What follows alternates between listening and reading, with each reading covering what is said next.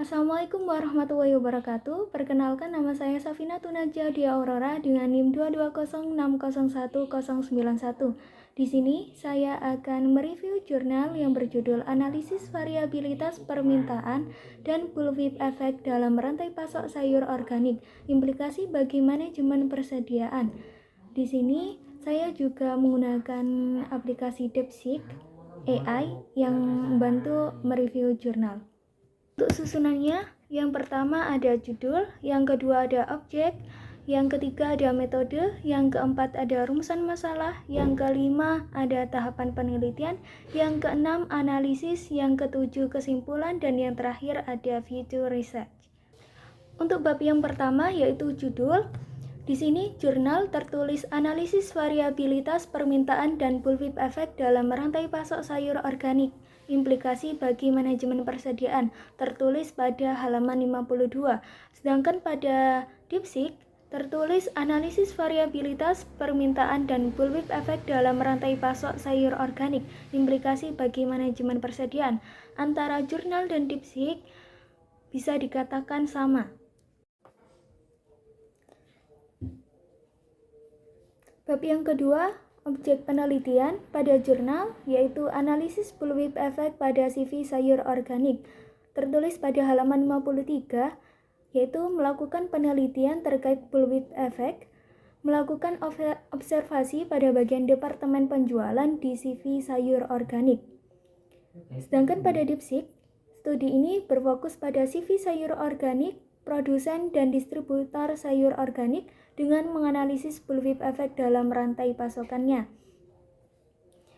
Di sini antara jurnal dan DeepSeek masih terbilang mirip, namun ada perbedaan.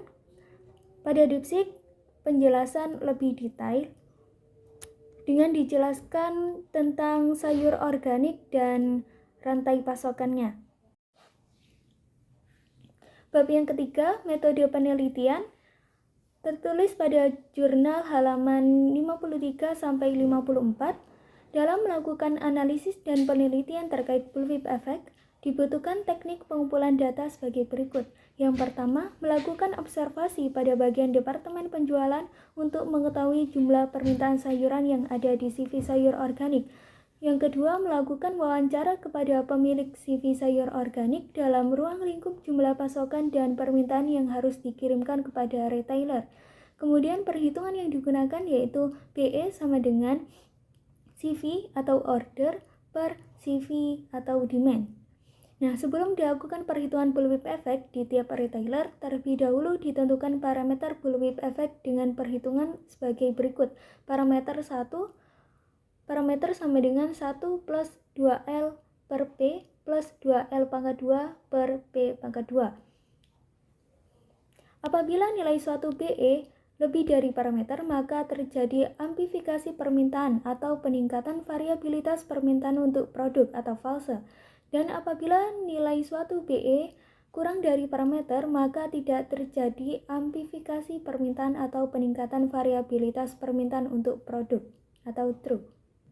Kemudian pada DeepSeek masih terlihat sama. Metode penelitian yaitu pengumpulan data, observasi dan wawancara dengan departemen penjualan serta pihak terkait. Yang kedua, perhitungan bullwhip effect atau BE diukur menggunakan koefisien variasi atau CV antara permintaan dan pesanan di tingkat distributor dan retailer. Dengan rumus sebagai berikut. Bab yang keempat, rumusan masalah pada jurnal halaman 53, yaitu bagaimana nilai bullwhip effect dalam rantai pasok produk sayur organik di CV sayur organik dan faktor apa saja yang menyebabkan terjadinya bullwhip effect tersebut. Di sini dibuktikan pada kutipan gambar berikut. Pada DeepSeek ada perbedaan, yaitu pada faktor apa saja yang menyebabkan distorsi permintaan, misalnya pesanan berlebih untuk mengantisipasi risiko produk rusak. Pada bab kelima, tahapan penelitian, pada jurnal tahapan penelitian dimulai dari observasi jumlah permintaan di departemen penjualan pada halaman 53, Kemudian wawancara dengan pemilik terkait pasokan dan permintaan ke retailer halaman 53.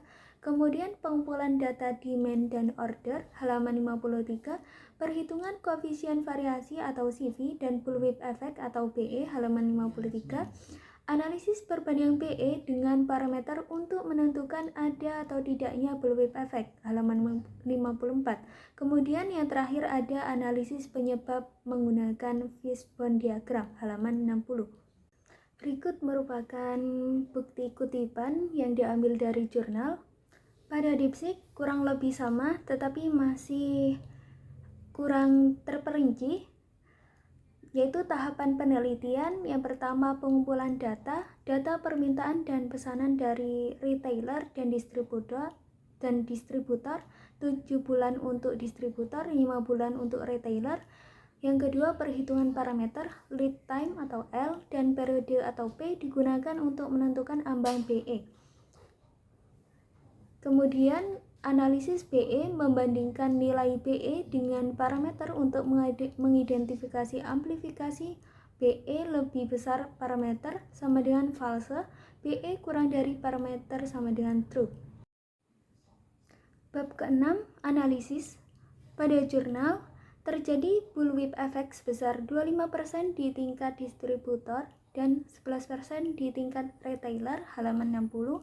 Faktor penyebab utamanya adalah ketidakpastian permintaan, perubahan pola musiman, ketidakstabilan pasokan, dan strategi pengadaan produk cadangan karena produk mudah rusak.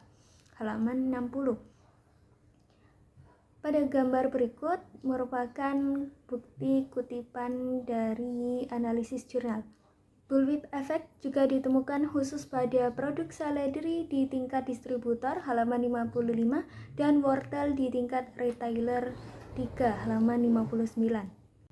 Pada DeepSeek kurang lebih sama terkait analisisnya, yaitu tingkat distributor BE 25% terutama pada seledri, tingkat retailer BE sama dengan 11% terutama pada wortel di retailer 3. Kemudian penyebab utamanya pesanan berlebih, kesalahan peramalan permintaan, dan kurangnya integrasi sistem informasi. Bab ke-7, kesimpulan. Pada jurnal, bullwhip effect nyata terjadi di CV sayur organik menyebabkan kelebihan pesanan, pemborosan biaya, dan potensi kekurangan stok. Solusi yang disarankan, penerapan sistem Enterprise Resource Planning atau ERP dan Vendor Managed Inventory atau VMI untuk mengoptimalkan manajemen rantai pasok dan mengurangi distorsi informasi, tertulis pada halaman 60-61. Pada DeepSeek, kesimpulannya pun masih sama.